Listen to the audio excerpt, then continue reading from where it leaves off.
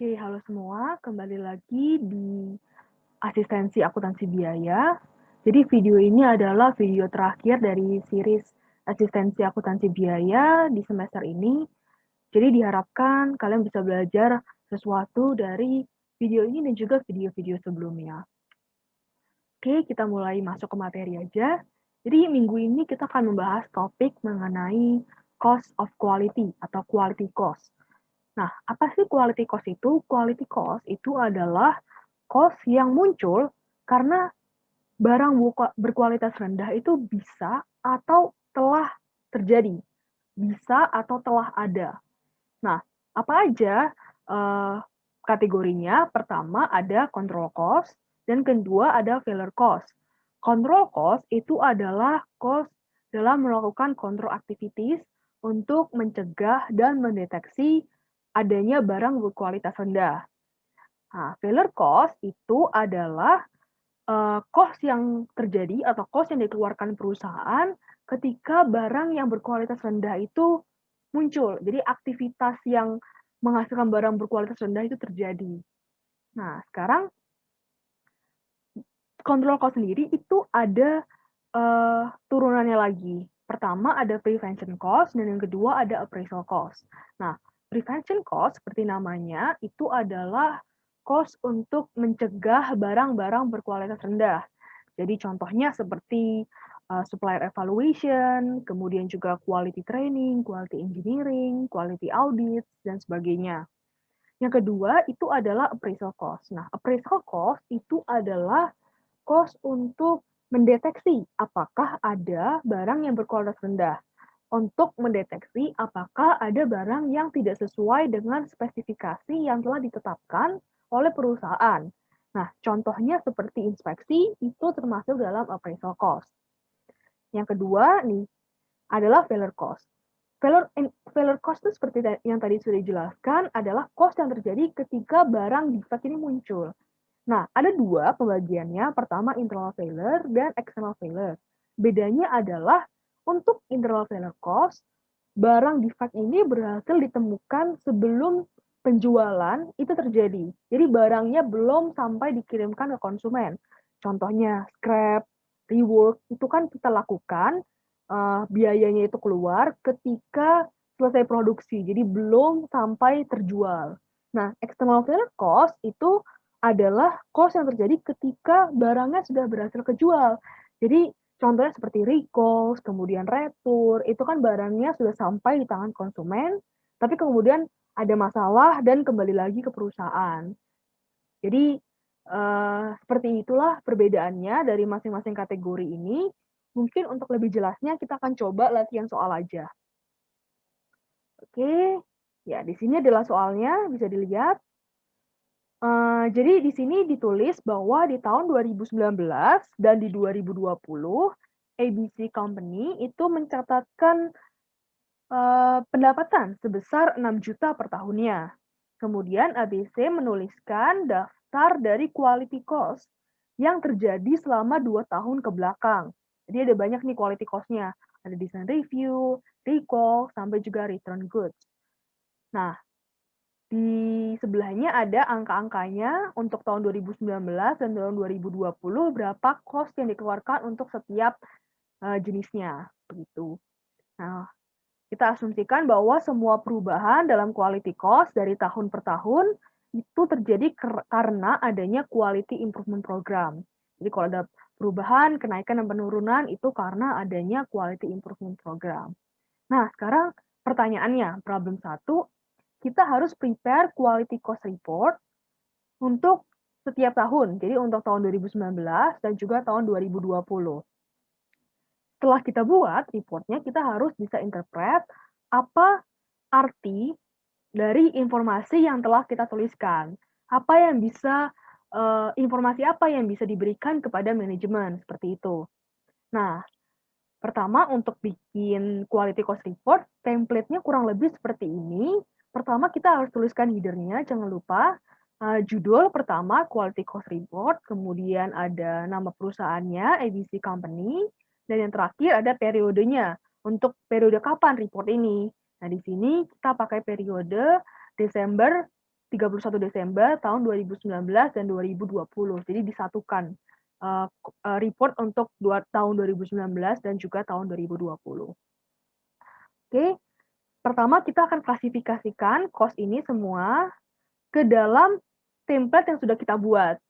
Jadi pertama kita coba design review. Nah, design review seperti tadi sudah dijelaskan, kita kan review desainnya. Jadi sebelum kita mulai proses produksi, kita review apakah desainnya ini sesuai dengan proses produksi yang kita lakukan, apakah ada kemungkinan defect dan sebagainya. Nah, karena desain review ini terjadi di awal, maka dia termasuk dalam prevention cost untuk mencegah desain review di sini kita tulis. Biayanya untuk tahun 2019 itu adalah 150.000 dan di tahun 2020 itu adalah 300.000. Oke, itu desain review. Yang kedua ada recall. Recall seperti yang tadi juga sudah dijelaskan, itu kan barangnya sudah defect, barangnya sudah rusak dan sudah sampai di tangan konsumen. Artinya kita minta lagi nih barangnya, tolong dikembalikan. Nah, kalau begitu itu masuk ke external failure cost. Ini adalah di sini recall. Recall sebesar 200.000 di tahun 2019 dan 100.000 di tahun 2020. Oke, sekarang item yang ketiga, re-inspection. Jadi, re-inspection ini bukan masuk ke appraisal cost. Mungkin kita pikiran pertama adalah, oh, inspection berarti appraisal. Nah, di sini kita harus perhatikan, re-inspection, itu kan artinya kita redo, kita ulang lagi kan.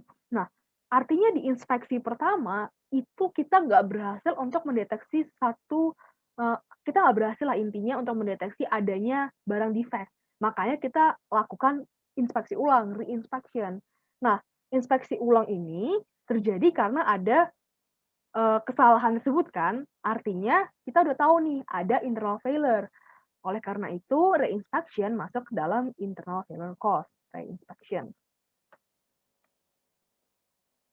Untuk tahun 2019 ini 100.000, untuk tahun 2020 ini 50.000. Jadi kalau intinya kita harus redo suatu proses, re-inspection, redesign, itu artinya internal failure cost. Jadi kita akan lakukan ulang kalau ada kesalahan aja kan. Kalau nggak ada kesalahan, kita akan stay seperti itu aja. Oke, next. Material inspection. Oke, ini gampang ya, material inspection. Kita mau deteksi, berarti masuk appraisal. Material inspection. Itu cost-nya sebesar 60.000 di tahun 2019 dan 40.000 di tahun 2020. Oke, next, quality training. Quality training ini maksudnya adalah sebelum dimulai produksi, kita akan training karyawannya dan orang-orang yang terlibat dalam proses produksi supaya mereka paham mengenai standar kualitas yang diinginkan, yang telah ditetapkan di awal. Oleh karena itu, training kan biasanya dilakukan sebelum mulai praktik. Jadi sebelum mulai proses kan training itu, makanya dimasukkan sebagai prevention cost, quality training. Quality training cost-nya sebesar 40.000 di tahun 2019 dan kemudian meningkat menjadi 100.000. Oke. Kemudian ada proses acceptance. Jadi proses acceptance itu apa? Proses acceptance bersama juga dengan product acceptance itu bagian dari inspeksi. Nah, bedanya apa? Kalau inspeksi kan intinya kita ngecek apakah ada kesalahan, apakah ada barang yang rusak, ada error, dan sebagainya. Nah, inspeksi ini ada macam-macam, salah satunya adalah product acceptance dan juga proses acceptance. Jadi untuk product acceptance itu kita akan cek, kita akan sampling beberapa barang dari finished goods yang sudah diproduksi, kemudian kita cek barangnya ini layak sesuai dengan standar atau tidak. Kalau nggak layak, kita akan tolak, kita akan reject. Kalau yang sesuai dengan standar, kita akan accept. Jadi produknya yang kita accept. Nah, sedangkan kalau proses acceptance, prosesnya yang kita setujui, prosesnya yang kita terima. Jadi kita cek nih, barangnya lagi dari dalam proses produksi, jadi barangnya belum selesai nih, masih masih in progress lah istilahnya. Terus kita cek, mana proses yang menghasilkan barang-barang yang nggak sesuai standar. Ketika misalnya ada proses A, proses B, dan proses C, kita lihat ternyata proses A barangnya tidak sesuai standar, maka proses A akan kita stop sampai kita akan melakukan sesuatu, kita akan perbaikan di prosesnya atau kita akan redesign prosesnya atau sebagainya. Intinya prosesnya yang kita berhentikan karena prosesnya menghasilkan barang yang tidak layak, kayak gitu. Ini masuk proses acceptance ya di sini. Awalnya 0, ini kita anggap aja 0. Ini 0 ya ditulis. Kemudian di tahun 2020 ini 50.000. Oke, next scrap. Scrap itu kan barang yang barang sisa ya istilahnya, barang yang nggak berkualitas rendah. Makanya harganya lebih murah biasanya.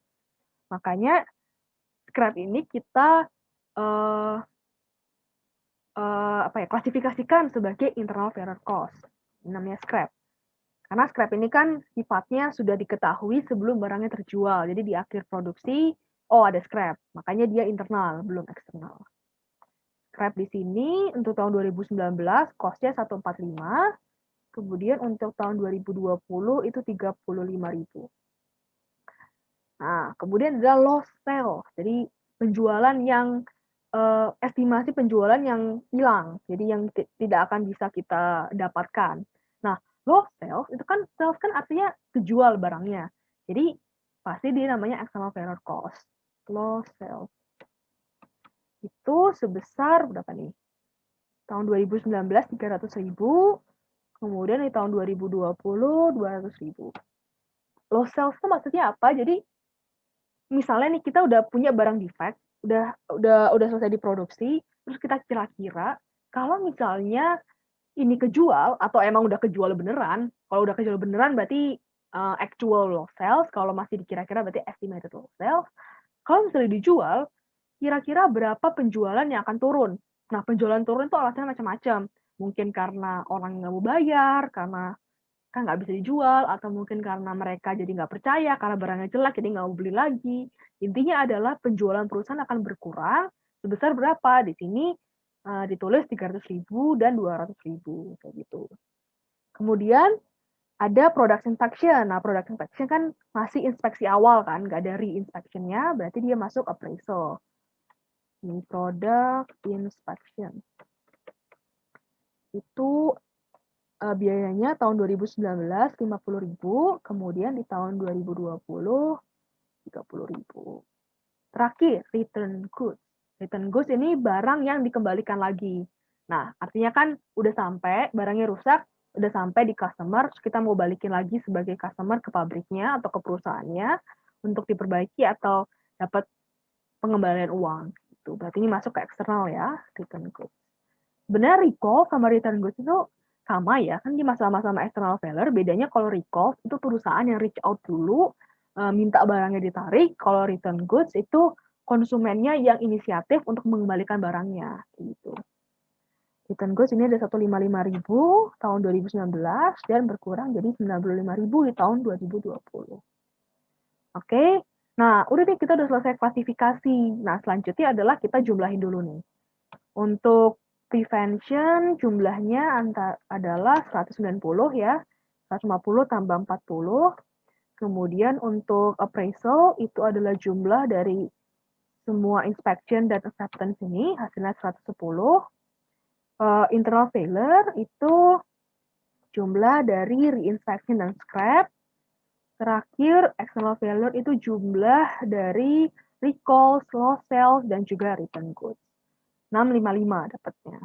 Nah, ini kita bisa copy aja ke sebelah kanannya. Untuk tahun 2020, hasilnya bakal sama. Ini 400.000, 300, 120, ini 40, tambah 50, tambah 30, dan seterusnya. Oke, kita jumlahin nih sekarang. Berapa jumlahnya?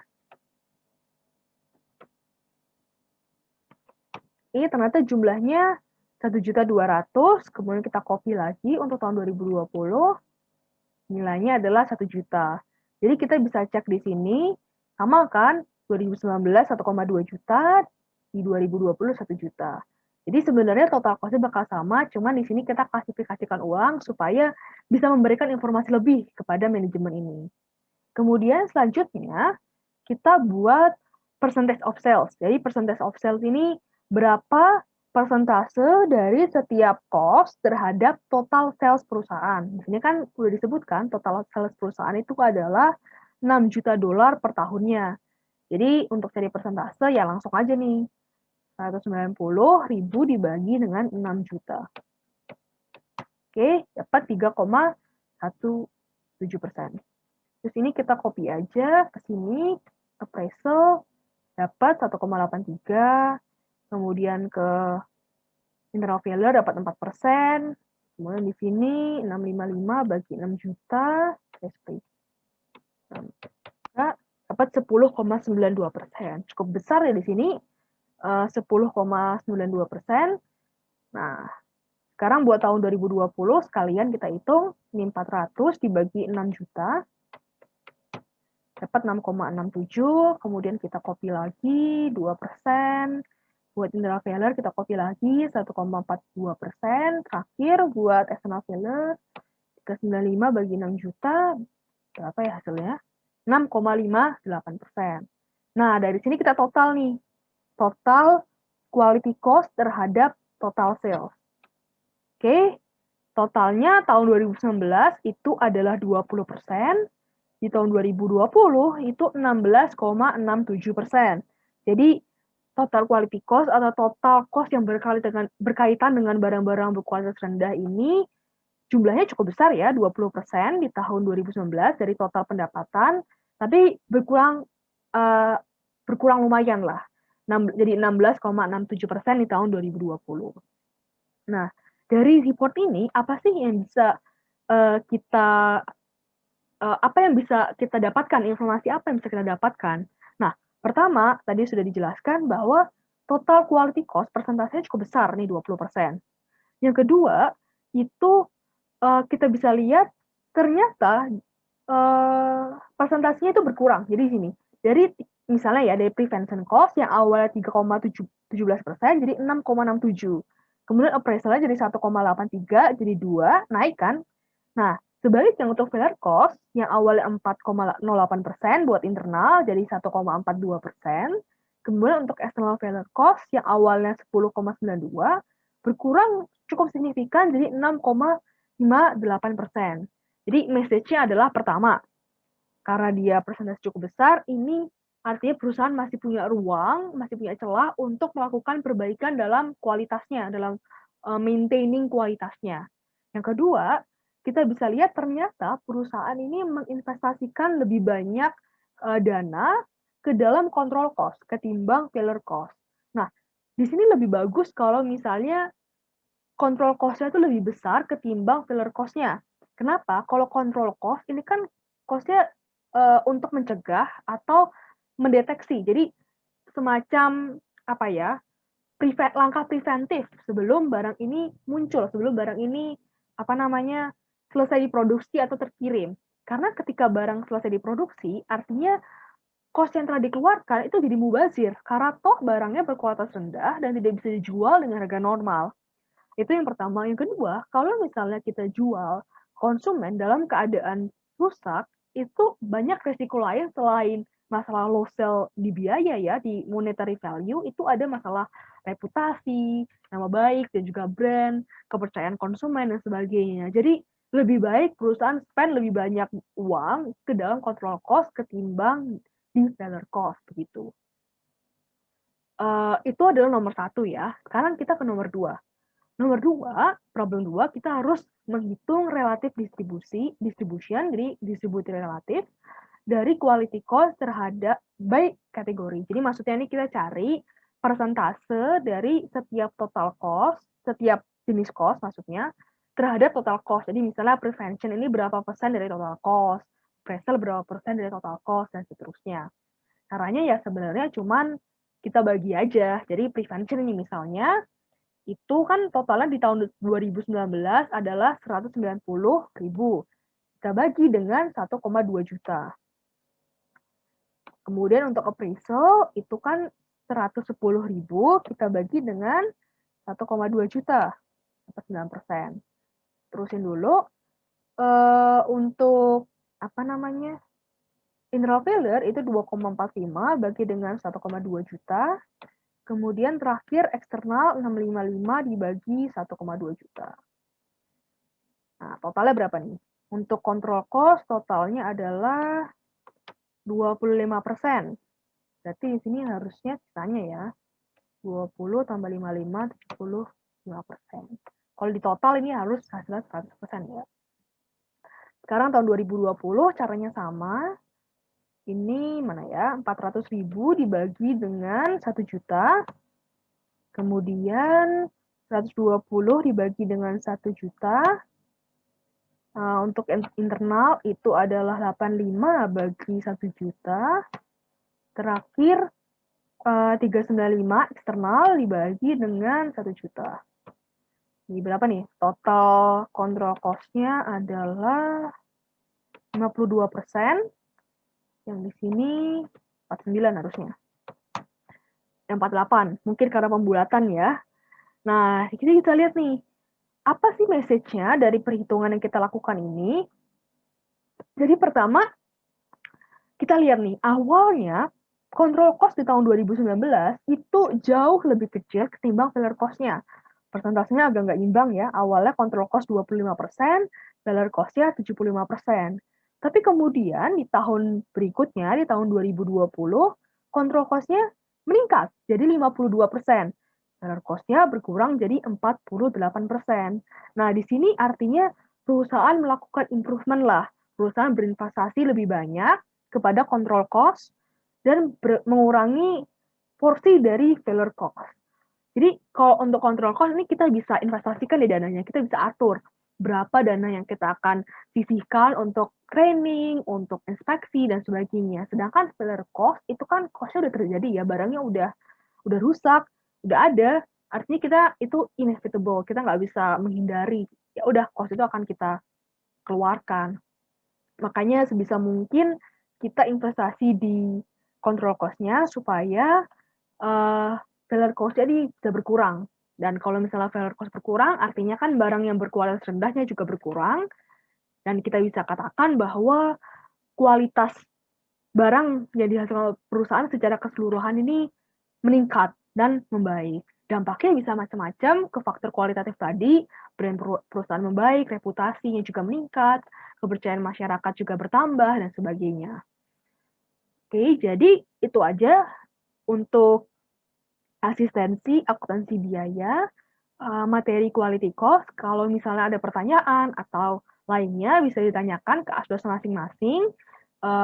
Good luck belajarnya, jangan lupa dipelajari lagi materi-materi sebelumnya. Semangat buat UASnya di bulan Januari nanti.